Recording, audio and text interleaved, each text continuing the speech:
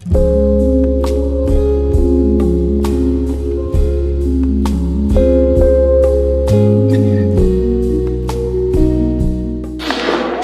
you call it? Ayo. All over South Yoruba, we call it ayo. In Yoruba? Yes, it is ayo. Okay. My mother, she was a good ayo player, Mankala. And the funniest thing was all her lifetime, she used to win the game. She was considered as a good player. But in the last 15 years of her life, she lost her sight. She couldn't see anymore. And she continued playing ayo game. And with the fact that she could not see anymore, it was not a barrier for her to continue to win the game. So she never lost her ability to be a good player, to be a champion player, and all her opponents, when she plays with them, she always wins.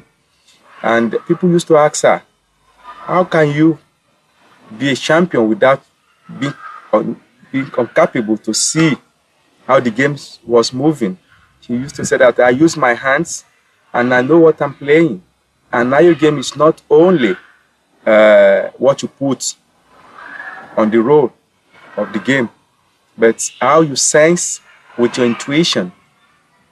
So she always follow her own strategy, and with her own strategy, she always wins. And it's something which everybody in the village, all those who are opponents, feel this as something very incredible. How can a blind person with two eyes, not only one, can be a champion playing Mankala?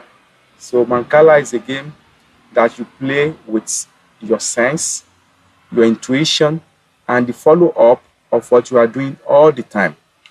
So the best player of this game, they also use their memory because they know exactly the sequences of what they've done in the past. In Yoruba culture, you play Mankala to develop your sense of strategy.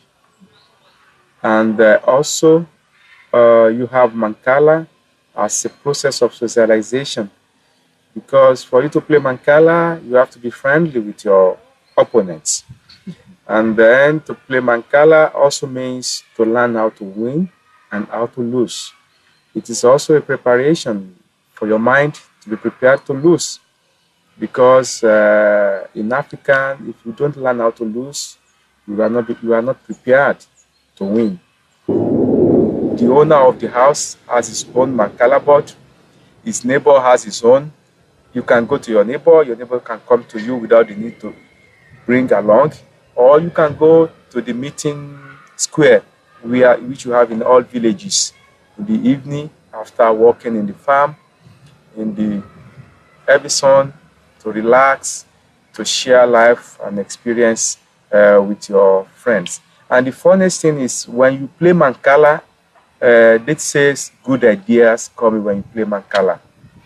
Because in the villages, when you play Mankala, you discuss all the social problems and the possible solution for the social problems. So Mankala is also a meeting to discuss solution for any kind of problem also.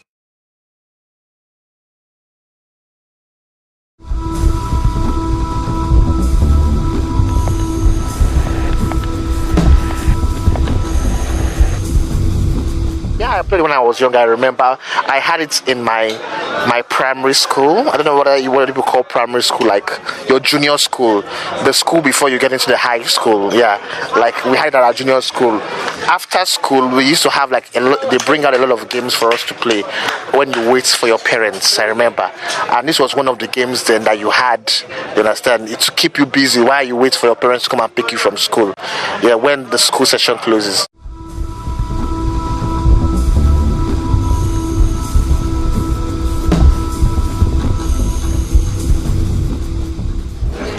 it was something simple. If you see the game looks simplistic. There's nothing complex about it. You don't have cards, spade of diamonds, lion, or joker, or there's nothing. There's no something special about it. Like you have to do this, you have to do that. It was something simple like counting money and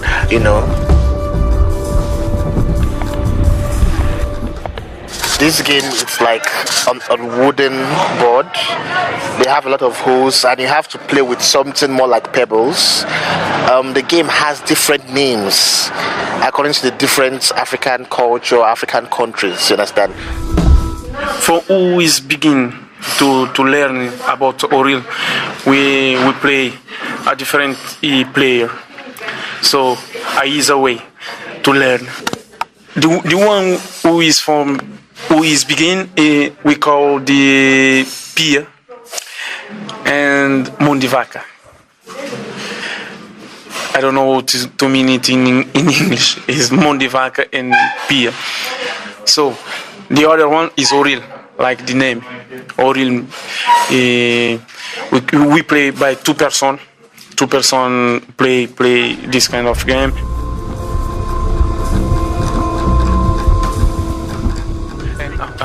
Okay, in Cape Verde we call Oril.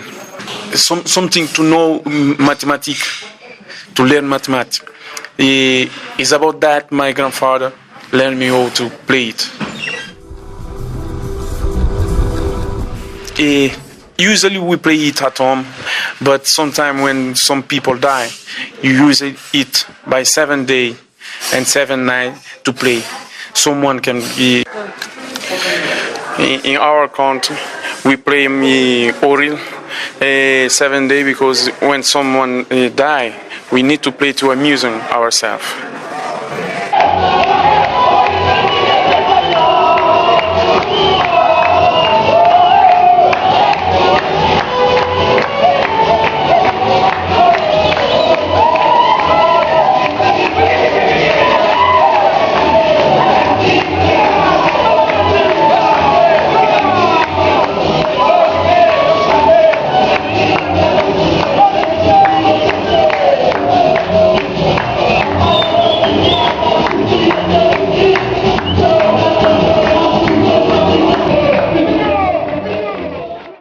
We stopped playing the game a long time ago.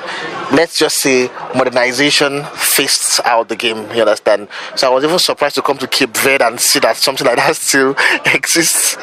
It's like maybe the community here are way back in terms of some of these things. Like you can't see a child playing that game right now in Nigeria.